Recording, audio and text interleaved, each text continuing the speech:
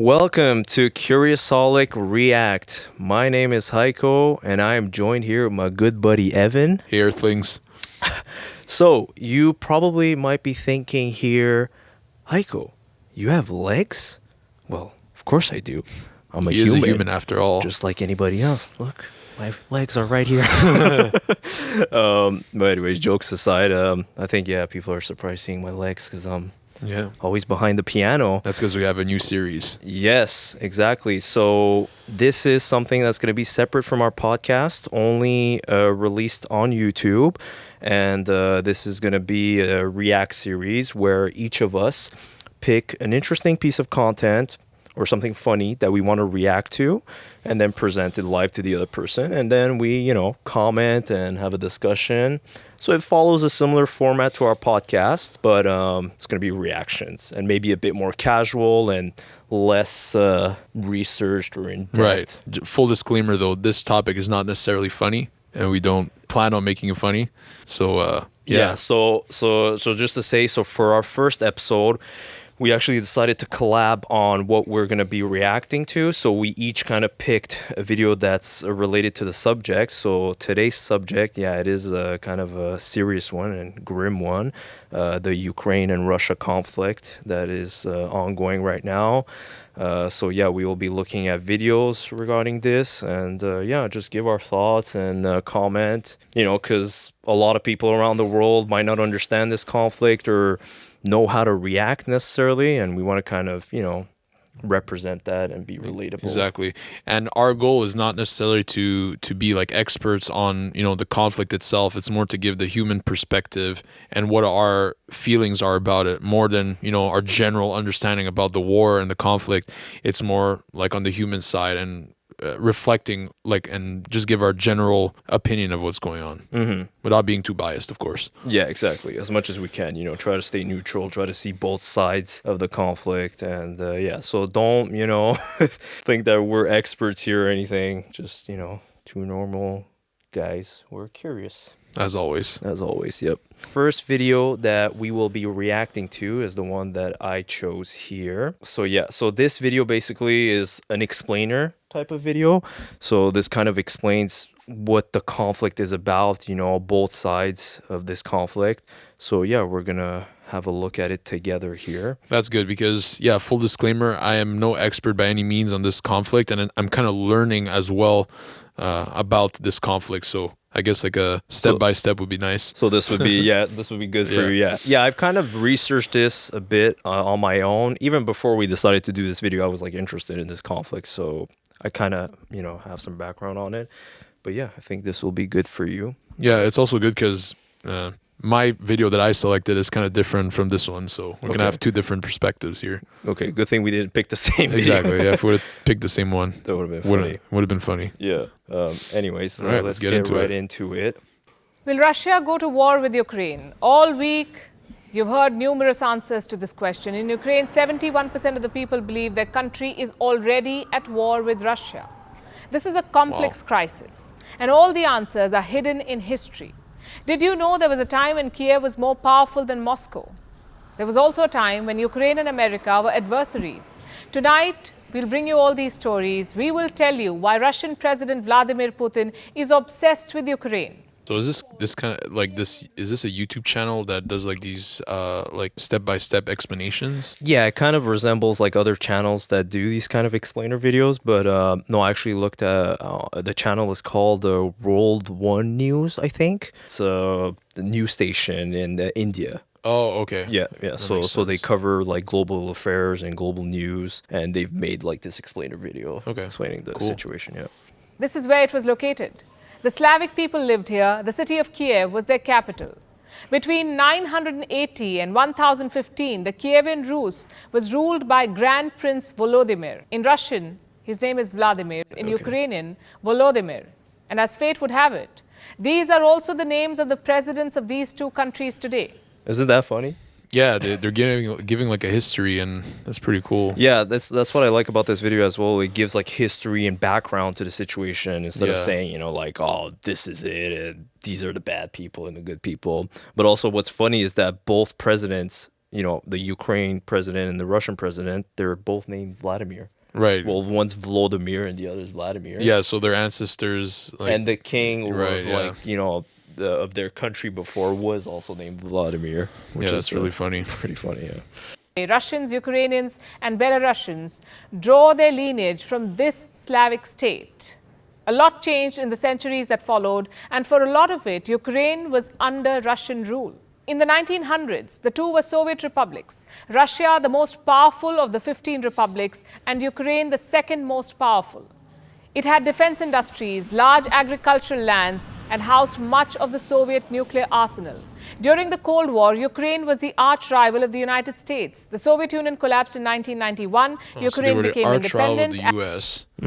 And how is the U.S. The U.S. is it tied yet to this conflict, or is it try to stay, like, I know it's imposed some sanctions and stuff, but is it trying to stay out of this? Well, I guess I could comment on that a bit later once we, watch the full video. Yeah, I would say like the West does have some, play into this whole situation. The West always does have a play, right? Yeah, it's not like Russia's just playing, alone in its own universe. It is obviously influenced by the West. I mean, this whole thing is related to the NATO, which is, the North Atlantic organization with all these Western countries. So we'll see further on. As did Russia, Ukraine inherited much of Soviet nuclear arsenal, but gave it up to Russia in 1994. In exchange, Moscow guaranteed Ukraine's security and promised to respect its sovereignty. Cut to November 2013, Viktor Yanukovych was the president of Ukraine. He had a reputation for heavy-handedness, corruption, and above all, for being openly pro-Moscow. In 2013, he rejected an EU trade deal. This deal could have meant greater integration with the European Union. Instead, Yanukovych decided to take a $15 billion bailout from Russia. To many Ukrainians, it felt like being sold to Moscow. So protests broke out. They were called Euromaidan. Here, protesters chanted, "Sign the EU deal. Yanukovych must step down." Russia supported the president. The West supported the protesters. In February 2014, Yanukovych's government was toppled. The president was driven out of Ukraine. He fled to Russia. Not every Ukrainian was happy with this. Many in the Russian-speaking East wanted Yanukovych to stay. When he was driven out, the minority felt disenfranchised. So basically, like bringing the West into the picture, right? The western part of the Ukraine wanted, to join Europe. They kind of identify now more as European. They want to be part of the NATO and whatnot. Yeah. And then back in the day, their president, though, was more pro-Russia. Yeah, they said they were pro-Moscow, right? Pro-Moscow. Yeah. They accepted that $15 billion bailout, which was a huge amount. So then, basically they toppled the president. They took him out. Took him down, yeah. Took him down. But there were still some people in Ukraine who weren't happy of the situation. And those were the people more in the eastern region. So even in Ukraine, you have kind of people that are more pro-Russia and then others who are more pro-West, pro-Europe. So I guess right now with the conflict, it must be weird. There must be like some sort of divide within the population. Yeah, well, like the eastern regions, which are called the Donbass regions, those regions are more in support of Russia and Russia supports them. So yeah, as you see, even in the country, there's like this divide between its people. Interesting. Yeah. Side of the border, Russia was angry. It had lost its puppet. To salvage the situation, Moscow annexed Crimea. Why Crimea? Well, let's now zoom into this part of the world. Crimea is a peninsula. It is located in the Black Sea. In 1954, Soviet leader Nikita Khrushchev transferred Crimea. It was given to the Ukrainian Soviet Socialist Republic from the Russian Soviet Socialist Republic.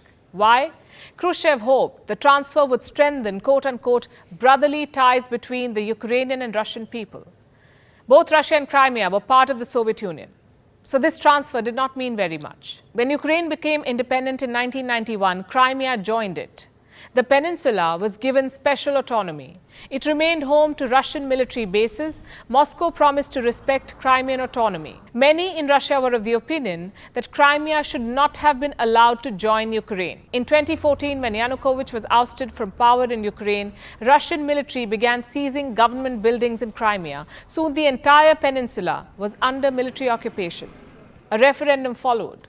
On the 16th of March 2014, Crimeans voted to become a part of Russia. No? I always heard, like, in the news, Crimea. Yeah, this is sort of like an interesting part of Ukraine that has been disputed, and Yeah. Russia's tried to have like a strategic control of that. Like a territory that we don't know where it belongs. Like does it belong to Ukraine, Russia. Yeah. It was sort of in between because it had its own autonomy, as they said. Yeah. But I guess it must be some small land. yeah, it's a peninsula. Right, Yeah, it's like yeah. sort of off Ukraine. I don't know how big it is, but yeah, it's not huge. But yeah, as you Sometimes conflicts could arise for like the smallest, right? Yeah. pieces of land. Sometimes it's like I don't know. I could be not saying the right thing about Crimea, but I don't know how big it is. We might have to research that. But sometimes not huge, Yeah, conflict could arise for the smallest thing sometimes, and For the just smallest, ridiculous. lands and like possession, Yeah. or like people say, well, this belonged to me in the past and it should always belong to me. Yeah. It's always about the stupidest thing sometimes, really. Yeah. But anyways. Was this vote legitimate? Well, it depends on who you ask. For Putin, this was Crimea's liberation. For the rest of the world, this was Crimea's annexation. I love The how focus then shifted to it eastern zoomed in on Ukraine. Barack Obama's face on that one. He was like disappointed. Yeah. He had, like a disappointed face. Yeah. Well, I guess because maybe Barack was the president during that period. Probably. That's why, yeah. Where Russia-backed separatists had seized territory, Yeah, because Ukrainian forces 2014 did that not that adds up. Yeah, Well, exactly. It was during that period. launch an all-out offensive at first, but on the 17th of July 2014, when a flight carrying 298 people was shot down by these rebels, Ukrainian my forces goodness. decided That to is, flush out. Yeah. that's I crazy. think I remember this story. I think I heard as Yeah. well the Malaysian airline that was shot, and I think there was like a big outrage Yeah. during that time. Yeah, that's horrible, This is what's bad about these sort of conflicts, like, the collateral damage. Yeah, the innocent people that get, taken down for no reason. Exactly. So, yeah. Rebels. The Like separatists no matter began. Yeah. no matter which side you pick, right? Like at the end of the day, there's still going to be people that die, and that's the unfortunate part. Exactly. And even if it's just the soldiers that are dying, those are still people too. They have families, they have kids, If you think, oh, okay, the Russians are the bad people, whatever. Okay, but like, let's say if one side is the bad person, the soldiers fighting, they're just fighting because they're on that side. Exactly. It's like they're on the Yeah. team A, they're gonna fight against team B, but they're both innocent, really. the Right. soldiers Imagine themselves. those contexts where you have to go to war. Like, there's like a draft. like a draft, and then you're just forced to go. Like, You're saying that like there were some people that were telling me, man, this might lead to World War III, Oh and my God. you might get drafted. I'm like, man, let's relax there. yeah, let's relax there. If that happens, I'm running up north into the mountains, hiding. I'm ready to fight. Oh, really? Yeah, let's not, hopefully it doesn't go down let's to not that. think of that. But yeah. And losing ground. So the Russian army stepped in. They invaded eastern Ukraine and fought alongside the rebels. What followed was a series of talks between Russia, Ukraine, and the West. They resulted in the Minsk Accords. This was first signed in 2014. Both sides agreed on ceasefire and military withdrawal. Ukraine agreed to hold elections in the rebel-held areas. 8 years on, the Minsk Accords remain unimplemented. Ukraine stands as the largest European country excluding Russia. It covers an area of more than 600,000 square kilometers with a population of 44 million and a GDP of more than $155 billion. Per capita it is a income, pretty more big than country. 3,000. Yeah, in terms of its like landmass, I think it's one of the biggest in Europe. Yeah, I wouldn't be surprised. If I'm not mistaken, maybe Germany might be bigger, but I think it's like in the top three at least.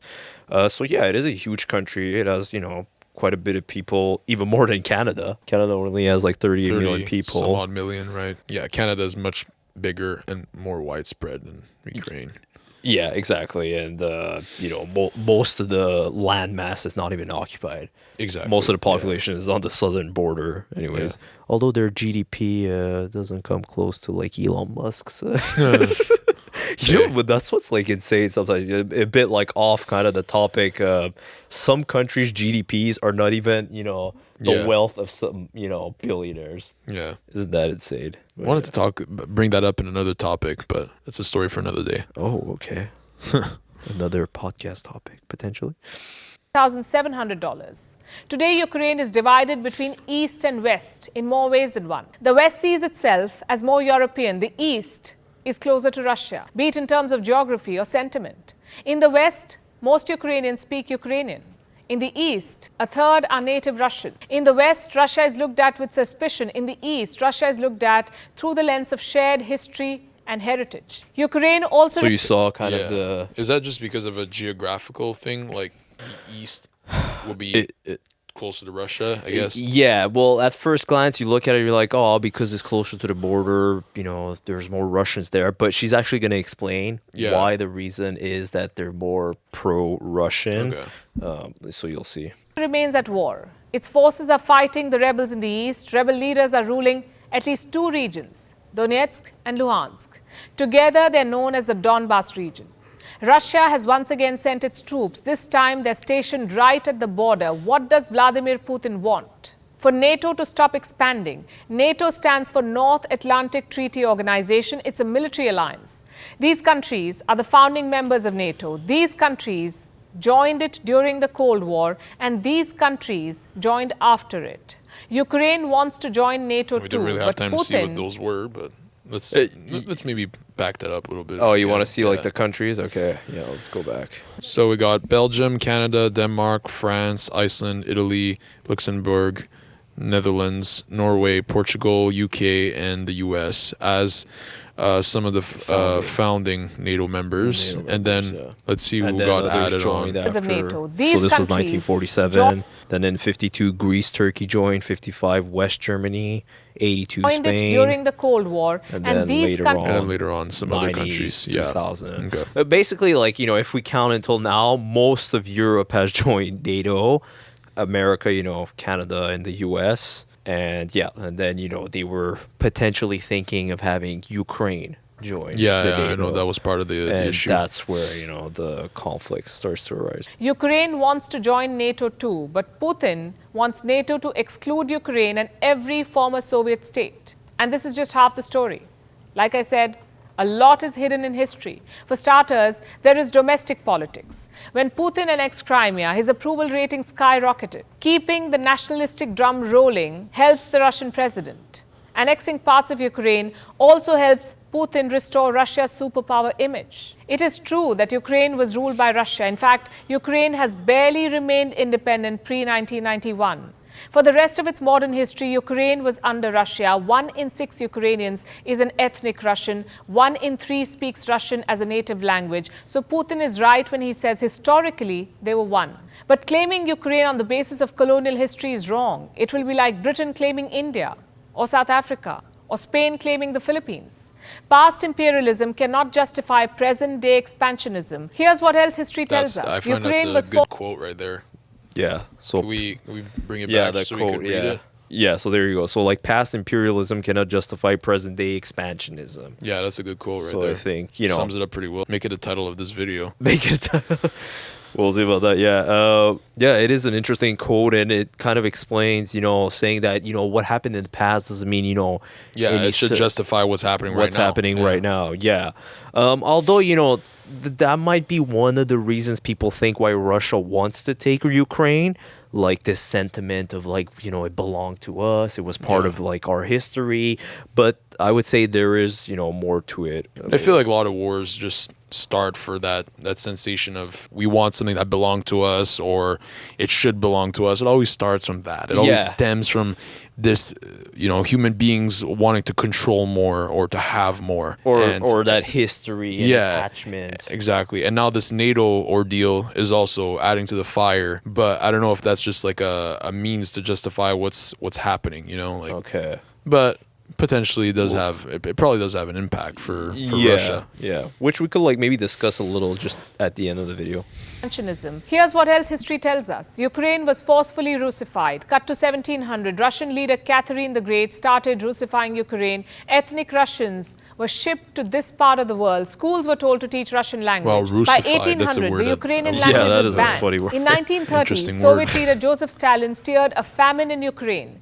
Millions of Eastern Ukrainians were killed. The area was then repopulated with ethnic Russians. Mention this guy. Yeah, so the one of the tragic events during the Soviet Union was the Ukraine famine, which caused a lot of Eastern Ukrainians to pass away. And so basically, why is the Eastern region more Russian? Is because they repopulated that area with more Russian-speaking people. Yeah. So they were Makes obviously sense. more attached to Russia. In the 1940s, the ethnic Tatars were relocated. They too were replaced with Russians.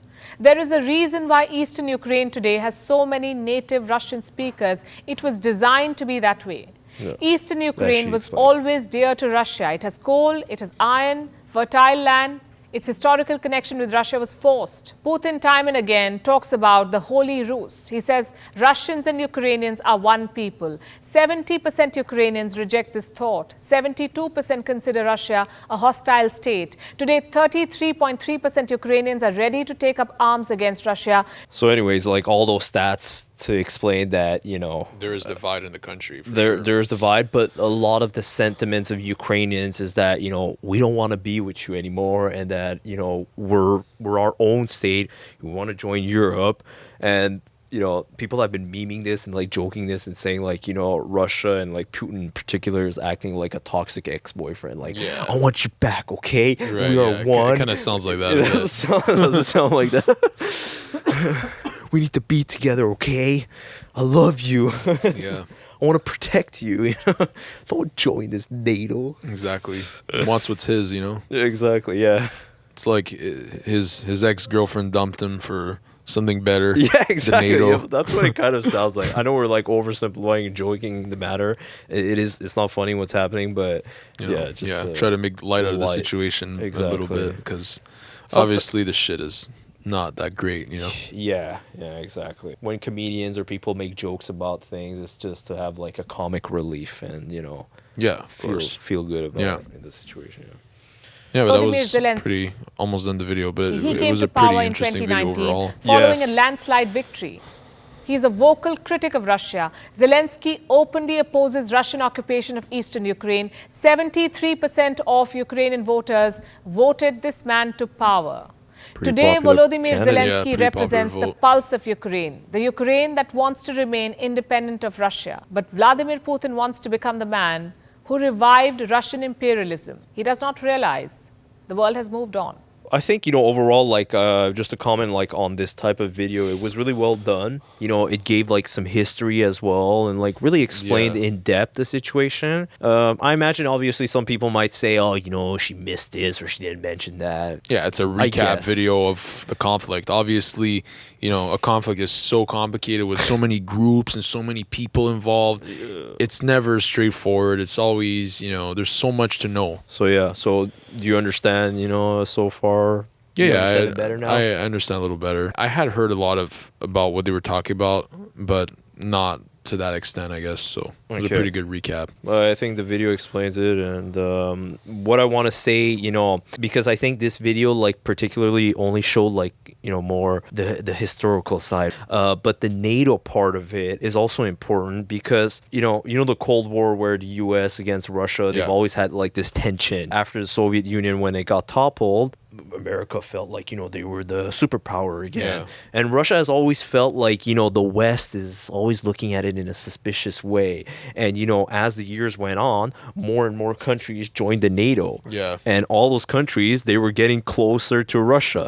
And, like, the one country that was, like, between the NATO and Russia is Ukraine. Yeah, exactly. So for Russia, Ukraine joining NATO, it's like, oh my God, now my enemy, so-called enemy, is going to be at my doorstep. So for Russia, this was like a matter of like national security. So they were like, Yeah. according to Putin, he was saying, well, I'm not planting missiles near Mexico or Canada, onto the U.S. Why would the U.S., come and plant missiles near my border? And because Ukraine would join NATO. And Yeah, if it's just for like national security, I feel like it is a pretty, drastic approach, but still, like, I kind of like, But you I don't underst- see the purpose, but I see the fear. the fear, yeah, exactly, the fear, and also self-justification of his actions where, US has also invaded other, countries like Afghanistan, Iraq.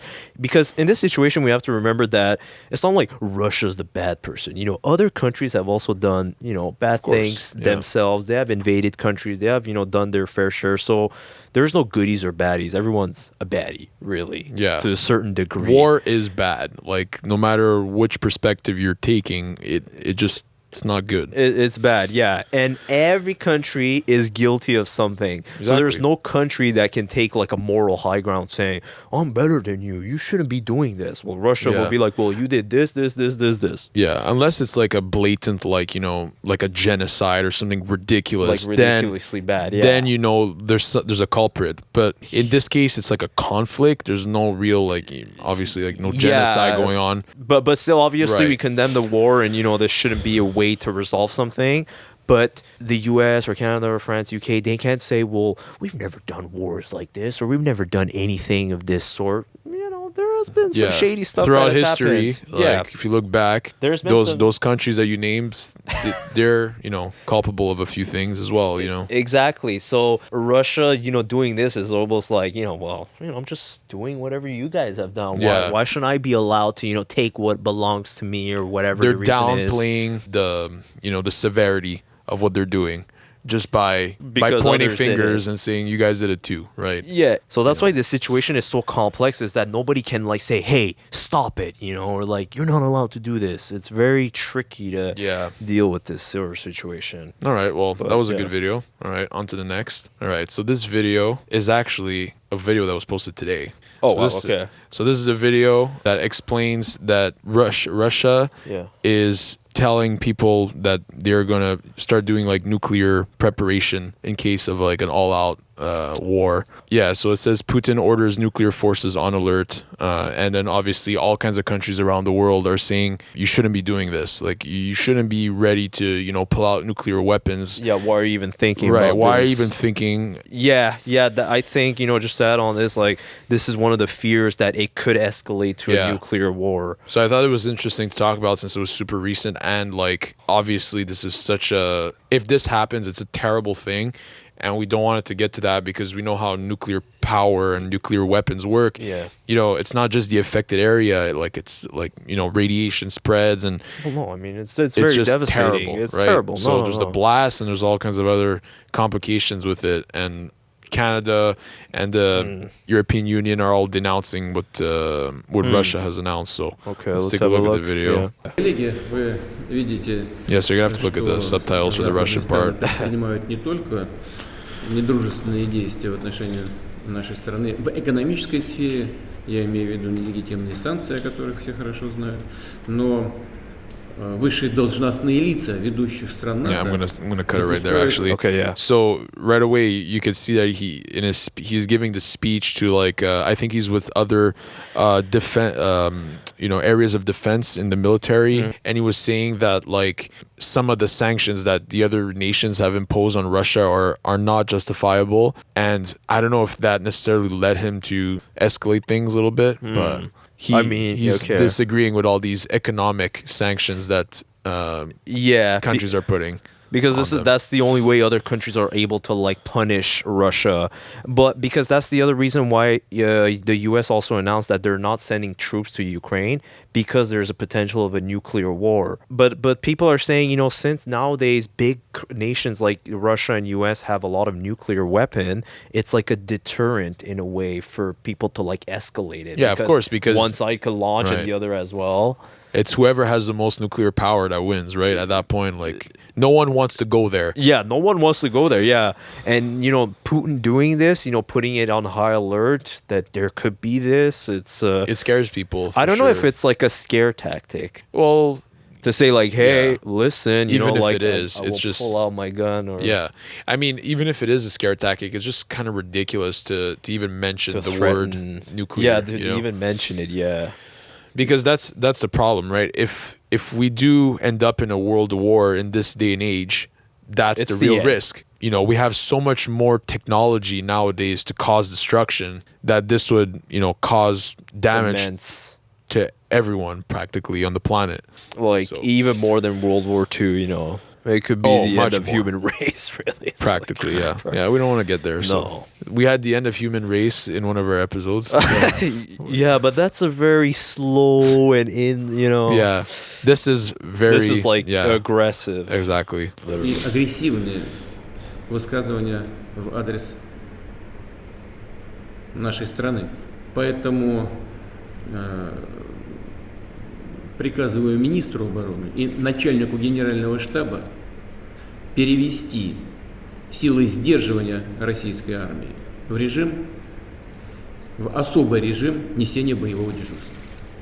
Yeah, so he like the way he says he is said- high combat alert, but I'm pretty sure that means like all means necessary kind of thing. But he said deterrent officers. I forgot what he said. Maybe if you want to go back. Of the general staff to put Russian army deterrence forces. Deterrence forces. Deterrence, Yeah, yeah. deterrence Yeah. means like to try to like Yeah, to deter, to right? stop Yeah. something. So Exactly. is he saying like he's putting Russian army like people who are gonna make sure that nuclear war doesn't happen, or just he means? I don't think that's what that means. But I think the title says Putin Yeah. orders No, nuclear forces on alert. Exactly. Yeah, it's putting his forces on highest possible alert. At a chance that there could be a Yeah. nuclear war. This order by President Putin came shortly after the announcement was made about two delegations ready This to is meet. the Ukrainian And we news, see this news station. announcement, this order, as an attempt to raise stakes and to put additional pressure on the Ukrainian delegation. But we will not give in to this pressure. If the order of President Putin to put on high alert his nuclear weapons Exactly. is a direct threat to use these nuclear weapons against Ukraine, then I have a very simple message. It will be a catastrophe for the world. I thought he was Right. going to say go F yourself. Well, I mean, yeah, like the way Putin said it, like we're trying to interpret his message, but like basically he means like we are threatening to use nuclear warfare in case this escalates to a further degree. And like this man said right here, it is a catastrophe if it goes down. Yeah, that's unquestioned. Like, but I'm looking at it and I'm like, is he really serious about that? Like, really? Because Putin needs to know that, okay, if he does a strike, he's going to get strike back. Yeah. Like, there's no winners in this. So I just think it's more a scare tactic or something like to like threaten even more to, to the other Western countries, like, do not mess with me, like I'm going to take Ukraine. I'm going to do whatever I have to do. Yeah, but I mean, you're talking about like the boy who cried wolf a little bit kind of thing. Like he might be using this as a scare tactic, but other nations can't assume that he's not going to do anything either, right? So that's why everyone's taking this seriously, because when you say that word, that The N word. Yeah. Yes. The other N word. The other N word. We don't want to deal with that. No one wants to deal with that because it has consequences, obviously.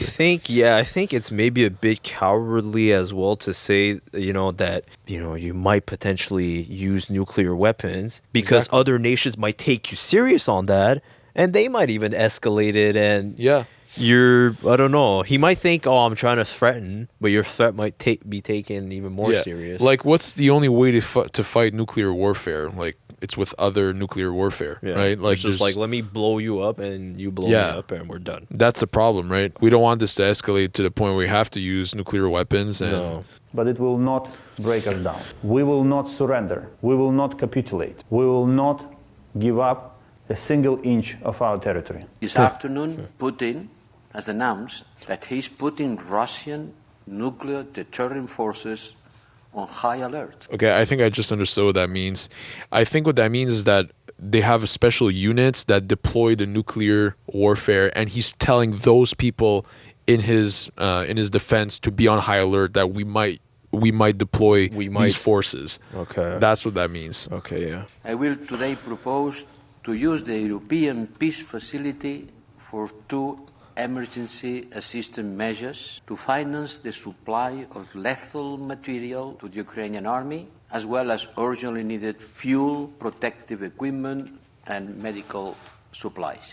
Yeah, so the European Union is offering some help in a sense to, calm these threats. They're trying to like help Ukraine, but like in more indirect ways. You see, as they're not sending troops. Yeah. Because that would be like a signal for Putin to even escalate. Even more. Yeah. And that's the thing, right? They can't trigger him more. Like, as because dumb it's as that already sounds, very. Yeah, he's already on edge, and like if they do something drastic, then he might get angry and press the red button, literally. Yeah. So we don't want to do that. We don't want that. The taboo that the European Union was not providing arms in a war.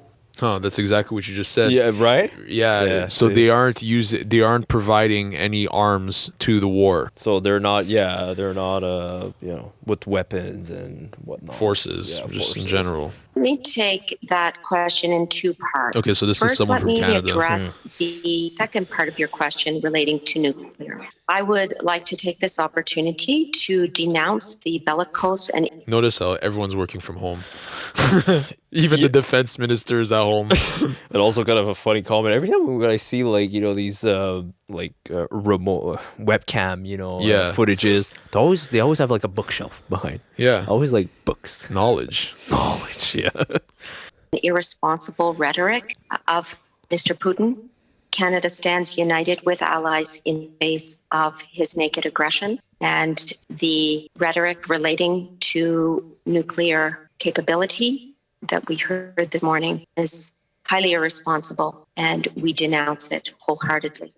I think that's a distraction from the reality of what's going on in Ukraine. This is See, that was a good point. That goes back to what you're saying about this could potentially be. So this is the Prime Minister of UK. So he's saying that this is like a distraction of what's actually happening on the battlefield, and he's using this to like swerve your attention elsewhere a little bit. And yeah, people be like, Yeah. "What? You said Exactly. the N-word? How dare you?" It's exactly. like Yeah. So it could be a tactic that Russia, Putin is using to kind of, distract, the countries, but it could be a tactic that might be, misinterpreted or not misinterpreted, but like actually interpreted as what it is. Yeah. facing a totally unprovoked act of aggression against them. And what's actually happening is that they are fighting back, perhaps with This guy looks more like he just woke up from a nap. with more resistance looks like that. than the Kremlin had bargained for.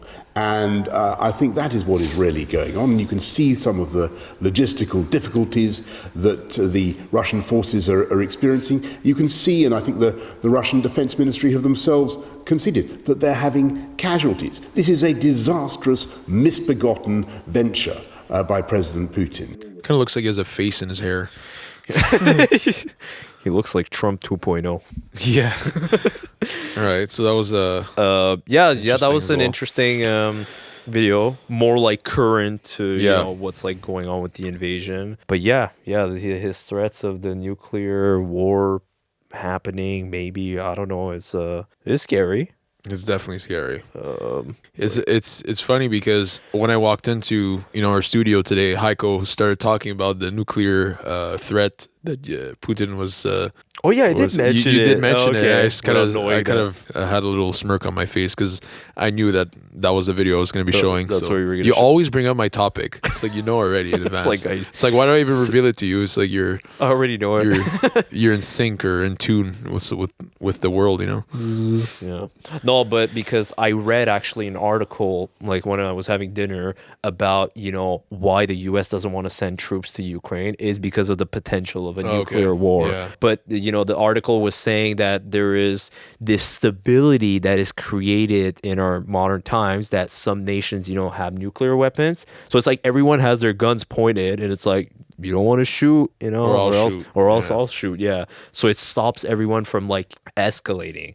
But it's still not a guarantee because as you see, Putin is like making this, these claims, these and- threats yeah. of, it's not a threat. It's not saying I will be, using nuclear weapons. You're just saying, okay, guys, be on high alert for any nuclear. Well, that's the thing. As soon as you say that nuclear word, Just the word is like trigger. It's a trigger. We have to take you seriously because these weapons of mass destruction could literally end everything, right? Yeah. So when you start talking about that, everyone's going to be like, What did you say? Yeah, wait, hold up. Yeah, like what? Seriously? It's You know? like going at an airport and saying, well, where's my bomb? Yeah, you think people are not going to take you seriously or... Yeah. And especially like, in this day and age, like when something in a bit large scale conflict happens, the news spreads like wildfire, right? So everyone knows that, Putin said something this morning, bam, we're talking about it right now. Yeah. Like it's crazy. Like everything's at our fingertips, and that just gives Putin even more power, right? Because as soon as he starts talking about nuclear weapons and stuff, he has the whole world like looking at his next move, right? And that gives him power. It's almost as like an instant messaging, boop. Everyone knows already what the message is. So I guess now we kind of, we looked at this kind of from an objective standpoint. What is your opinion on more of like a human level, and how could we interpret this? And what advice would you give to people freaking out about this? I think that this could have maybe potentially been avoided if the other countries, the Western countries, would have maybe, I don't know, negotiate with Russia or like take its concerns about like Ukraine joining the NATO and whatnot, because this has been going on for years and years and years, and the West has kind of, I guess maybe ignored it and maybe not thought that Russia would actually invade. They did. So sometimes the foreign relations of other countries aren't as ideal. You ignore, or you don't take as seriously, and then the country does something drastic. And this, innocent people are in the way of it. But obviously, I also think, the way Russia, like Putin thinks and his imperialistic mindset tendencies aren't justified.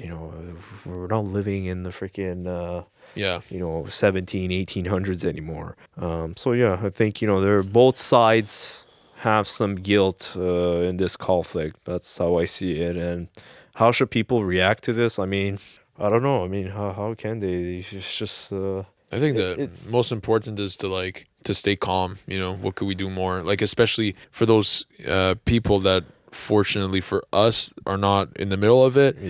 To stay calm, but also for the people that are there, that we sympathize for them. And you should also try to remain calm, even though obviously it's hard to stay calm when people are shooting outside your door. And like, I don't know how that is. I don't want to know what that is. So we feel for you guys that are going through shit like that right now. Yeah, exactly. I mean, the normal civilians, the Ukrainian people, they're the innocent ones. They shouldn't be in this. And I always am of the idea of like, when presidents or leaders want to start a war, you know what? Go to the MMA cage and fight it out. Yeah, that's what you should do. Dana White will set up bare knuckle fighting.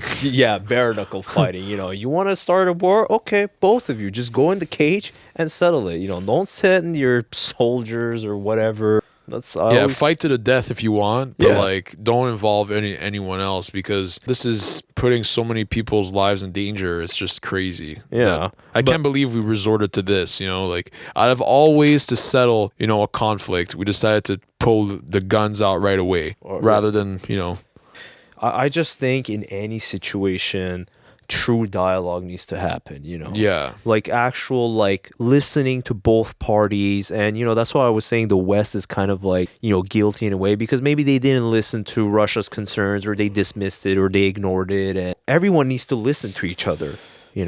Nobody should think of themselves as the superpower and take the moral high ground, which maybe the America has sometimes done, as we know what's right, we need to spread democracy and whatnot, and they think their way is right. But you have these other countries and they see things differently. And that's what exactly. Yeah, for my opinion, I think you said it well. I mean, we can't dismiss other countries' views about what's going on, right? Everyone should have a say and everyone should be heard. Yeah. And I don't think a war is what's going to solve the issue. In my opinion, a war causes just more problems, right? Yeah, because you're angering that side, and that side is not going to listen to you, is going to listen to you even less. Exactly. And especially like some people fear that this could escalate to a larger scale war. A small war could lead to other conflict around the world, and we don't want something related involved. to this that people think that could happen and could be an example is the situation with China and Taiwan. I don't know if you've heard of that. I'm not really familiar with that conflict. But Well, basically, it's kind of a similar situation where Taiwan was before part of China, but now is like an independent, country of its own. But China has always had its eye, on Taiwan and wants to, take it one day. Who knows? So maybe China looking at this will be like, well, okay, let me give that a try. Let me try to invade Taiwan now. And also, I don't know if you heard, Putin and the Chinese president, they had an agreement together saying, I heard that. Yeah, of saying that, we're going to try to, have good ties together, good relationships, even apparently saying they would have their own interpretation of human rights. That is crazy. Which is, okay, what do you mean your own interpretation? Okay. Yeah, according to him, pulling out nuclear weapons is good for human rights. Yeah. I'm going to stick my nuclear if that's what his standards are, like, I wouldn't want to follow those rules, so... Yeah, exactly. So it's almost as if they want to create their own society. Ideology. Yeah, which could create even more issues. That's not what we want. We want all nations to kind of agree together and... Yeah, just live in harmony without, having discrepancies with what we consider moral as a human society. Like... Yeah, okay, these people respect these rights and those don't. It's like, wait a minute. Yeah, we all know what like the basic rights are, everyone should have their right to live and everyone should have proper living conditions and no one has to go through freaking war and famine and whatever other means of chaos. Right to live a peaceful life, have your necessities met, and right not to be a slave. A home. Yeah, enough food, whatever, work to sustain yourself. So, anyways, right to vote. That's a lot of these countries. You're right. Yeah, that's one thing they don't have, right? Exactly. I'm not sure about Russia, but I guess China is in that boat. It's a bit. Yeah, it's pretty. It's like a dictatorship at this point. But I mean, Russia, I'm looking at Putin. Like, how many goddamn years has Putin been in power? Yeah, exactly. Like, all my life, I've just heard Putin as the president. Yeah. So, there doesn't seem to be much... Well, I think they have elections, but every time it's he who wins. Yeah, wonder if it's, like, fraudulent to some degree. Well, because, Putin is known to, like, suppress his opposition and... Anyways, do we have any other closing thoughts? Yeah, so I guess try to remain calm. That's all I got to say. What else could we do, right? Yeah, exactly. Let's all remain calm and see how this develops. And I just think, Russia needs to see that war is not going to solve this thing, that they need to, just sit down and have a talk. And I did hear that apparently they were potentially agreeing at seeing each other at the borders. Yeah, they said that they would. I saw that today as well. Possible talk between two presidents. Some Ukrainian officials and the Russian officials. All this for just being part of a group. It's it's such a weird thought. It's weird. Yeah, when you just think of it as that basic thing of, I'm joining this group. Yeah. No, you're not. No, you're not. But there's obviously more that follows when you join that group. But that's the thing. Russia has this fear, and I don't know, maybe we need to listen and talk. So I guess we'll see how this develops. Yeah, so everyone don't panic. Let's just try to keep calm and also not spread misinformation and try to jump to conclusions. We don't need to form opinions and know who's right or wrong right away. We just need to observe and just try to stay calm. Here, right? We don't proclaim that we're any experts on this conflict. We're just giving our general thoughts. Yeah. And you're allowed to think that too, right? Just stay curious and have your own opinion of what's happening. Yeah. Without necessarily listening to all these crazy news outlets that might, want to spread fear as well, Yeah. A lot of the mainstream outlets. It's kind of funny that we watched a video from a mainstream outlet. But you know what I mean. But they were more or less, neutral. They were trying to push a narrative. We tried to dissect the video and understand what the main points were, and that's fine. Yeah. But don't just be brainwashed and just think about what everything is said and is true as fact. A lot of it is to say things that might get some views, let's say. Everyone has a narrative to push. Just try to stay objective about it. Of course, mainstream media is gonna push this to the extent that everyone is gonna click and everyone's gonna want to watch. Because it's a huge thing. It's a huge thing. So everyone is just broadcasting the crap out of this shit, and people get hooked. Yeah, and they might say things that aren't always true. So that's why we're saying just be careful of what you hear. And Yeah. because nobody knows the whole story. Everyone's trying to piece Yeah. this story together, even us. Not even Putin knows.